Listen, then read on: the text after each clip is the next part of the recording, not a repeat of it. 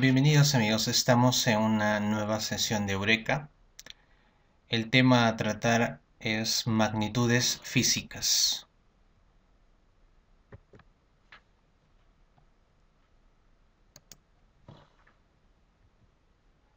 ¿Qué entendemos por magnitud física?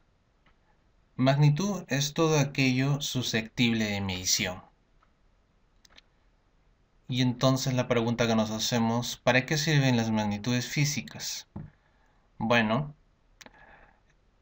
la finalidad es darnos una idea cabal sobre nuestras observaciones que realizamos.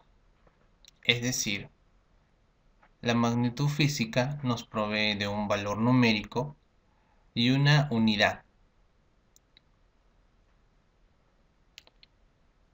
En otras palabras, nos permite cuantificar los resultados de las observaciones que realizamos.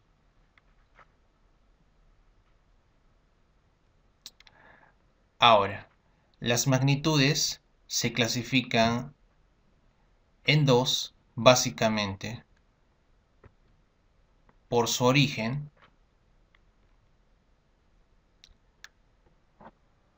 las llamadas magnitudes fundamentales. Magnitudes fundamentales porque representan aquellas magnitudes básicas o elementales que son utilizadas para la medición de nuestras observaciones. Por ejemplo, en la mecánica, las tres magnitudes fundamentales son la longitud, masa y el tiempo. Si nosotros queremos medir el largo de una mesa, bastará con utilizar un instrumento de medición y determinar el valor numérico de esta observación con su respectiva unidad. A partir de estas tres unidades se pueden asociar y obtener otro tipo de magnitudes. Además de estas tres magnitudes fundamentales, existen otras, como la cantidad de sustancia, la intensidad luminosa, entre otras.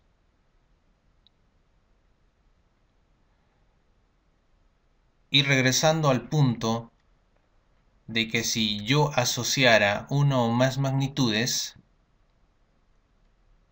obtenemos las denominadas magnitudes derivadas. Como su mismo nombre lo indica, provienen de la asociación de las magnitudes básicas o fundamentales. Por ejemplo, la velocidad depende de la longitud y el tiempo. La fuerza depende de la longitud, la masa y el tiempo. Y así sucesivamente podemos mencionar en todas las unidades que se observan y otras que existen como ejemplos de magnitudes derivadas. Es sencillo entender la definición de magnitudes derivadas y fundamentales.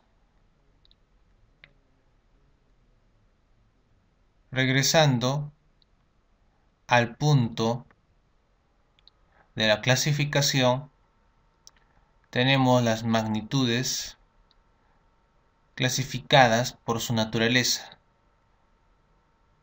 Y estas son las magnitudes escalares. ¿A qué se denomina magnitud escalar? Aquellas magnitudes que básicamente son entendidas de manera cabal, conociendo su valor numérico y la unidad de medición.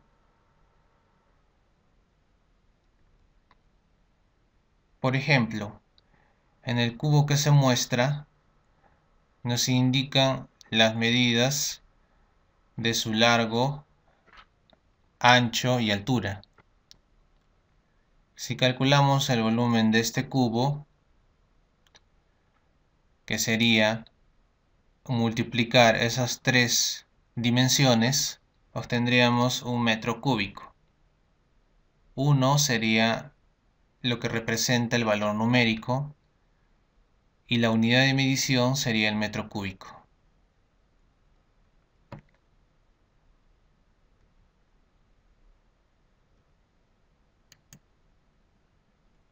Adicional al volumen, tenemos otras magnitudes escalares, tales como el tiempo, la temperatura y la masa. Por ejemplo, en el caso del tiempo, nos hacemos una idea cuando nos preguntamos la hora. Puedo decir que hoy, en este momento, son las 8:15, y de repente esto me da una idea de qué tan tarde, temprano, estoy con respecto a mi horario de trabajo o a mi horario de estudios, etc. En el caso de la temperatura, si miden la temperatura corporal, pueden deducir si tengo fiebre o si estoy a una temperatura normal.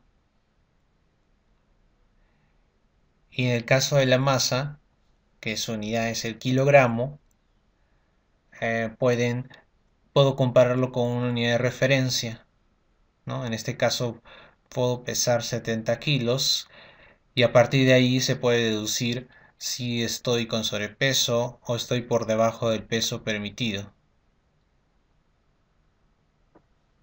Así como existen magnitudes que quedan perfectamente definidas con un valor y una unidad, tenemos otro tipo de magnitudes denominadas vectoriales, que se caracteriza, además de conocer su unidad, su valor numérico, es necesario conocer la dirección y el sentido de esta magnitud. ¿Ya que denominamos dirección y sentido? Observando la flecha, nos hacemos una idea de lo que es la dirección. La flecha sería una línea y esta línea estaría, si lo llevamos a un sistema de referencia, como es el sistema XY, el sistema cartesiano, sería una línea con ángulo de 0 grados. Y esa vendría a ser su dirección. Y en el caso del sentido, pues nos daríamos una idea si va a la derecha o a la izquierda. En el ejemplo, tenemos una flecha en dirección hacia la derecha. Ese vendría a ser el sentido de esta magnitud, ¿no? En este caso, una persona está ejerciendo fuerza sobre un automóvil para moverlo en el sentido contrario. Veamos algunos ejemplos de magnitudes vectoriales.